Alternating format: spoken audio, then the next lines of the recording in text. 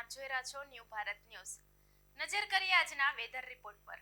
ગુજરાતમાં ચોમાસું ફરીથી સક્રિય થતા હવામાન વિભાગે આજે દક્ષિણ ગુજરાતના તમામ જિલ્લાઓમાં ભારે વરસાદનું યલો એલર્ટ જાહેર કર્યું છે।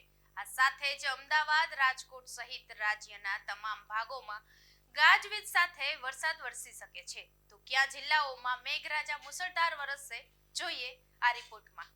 ગુજરાતમાં થોડા દિવસોના વિરામ બાદ મેઘરાજાની ફરી ધમાકેદાર એન્ટ્રી થઈ છે। સોમવારે દક્ષિણ ગુજરાત અને સૌરાષ્ટ્રના મોટા ભાગના વિસ્તારોમાં વરસાદી માહોલ જામ્યો હતો, જેમાં સુરત, વલસાડ, નવસારી અને દમણમાં ભારે વરસાદ નોંધાયો છે। હવામાન વિભાગના જણાવ્યા મુજબ ચોમાસાની મુખ્ય ધરી સાથે મધ્ય મહારાષ્ટ્ર, મરાઠાવાડ અને દક્ષિણ ગુજરાત સુધી એક મજબૂત ટ્રફ લાઇન સક્રિય થઈ છે।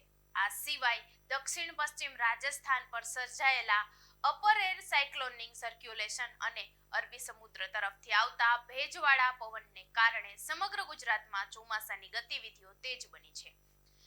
આજના વરસાદની સ્થિતિ પર નજર કરીએ તો દક્ષિણ ગુજરાતના સુરત, તાપી, નવસારી, ડાંગ, વલસાડ અને દમણમાં ભારે વરસાદની આશંકાને પગલે હવામાન વિભાગ દ્વારા સત્તાવાર યલો એલર્ટ જાહેર કરવામાં આવ્યું છે। આ તરફ ઉત્તર ગુજરાતના બનાસકાંઠા, પાટણ, મહેસાણા, સાબરકાંઠા અને ગાંધીનગર તેમજ મધ્ય ગુજરાતના અમદાવાદ, વડોદરા, આણંદ, પંચમહાલ અને દાહોદ જિલ્લામાં ગાજવીજ સાથે હળવાથી મધ્યમ વરસાદની સંભાવના છે।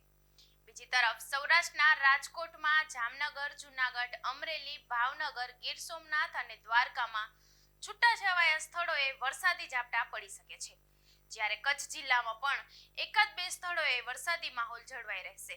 તો દક્ષિણ ગુજરાતમાં જારી કરેલા યલો એલર્ટ વચ્ચે શરૂ થયેલા વરસાદનો આ નવો રાઉન્ડ રાજ્યભરમાં ચોમાસાને પૂરેપૂરું વેગ આપશે। કોઈ પણ મોટી હોનારત વગર વરસી રહેલા આ ગાજવીજ સાથેના વરસાદ એક તરફ જળાશયોનું સ્તર સુધારશે તો બીજી તરફ વાવણીના કામો અને પાક માટે અત્યંત આશીર્વાદરૂપ સાબિત થશે।